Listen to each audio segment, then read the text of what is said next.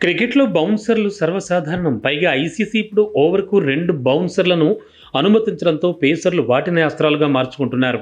అయితే ఈ రాకాసి బౌన్సర్లతో ఒక్కోసారి ప్రాణాలు కూడా పోతున్న పరిస్థితి. ఇలాంటి బౌన్సర్లను ఎదుర్కోవడం తన వల్ల కాక ఆసీస్ యువ క్రికెటర్ 26 ఏళ్లకే రిటైర్మెంట్ ప్రకటించాడు. విక్టోరియా తరపున ఆడుతున్న విల్ పుచోవిస్కీ ఈ సంచలన నిర్ణయం తీసుకున్నాడు.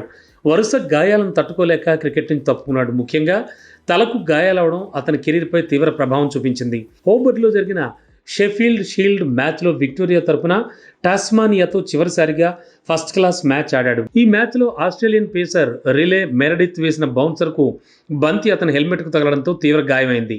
అప్పటి నుంచి వరుస గాయాలు వెంటాడుతూనే ఉన్నాయి. కాగా వైద్య కారణాలతోనే అతని కెరీర్ ముగిసిందని విక్టోరియా వర్గాలు వెల్లడించాయి. బౌలర్లు ఈ మధ్యకాలంలో తన హెల్మెట్ని టార్గెట్ చేసుకుంటున్నారంటూ ఈ యువ క్రికెటర్ వ్యాఖ్యానించాడు. 21 ఏళ్ల వయసులోనే పుచోవిస్కీ ఆస్ట్రేలియా టెస్ట్ జట్టులో స్థానం సంపాదించాడు. 2021 బోర్డర్ గవాస్కర్ ట్రోఫీలో భాగంగా భారత్పై సిడ్నీలో ఏకైక అంతర్జాతీయ టెస్ట్ మ్యాచ్ ఆడాడు.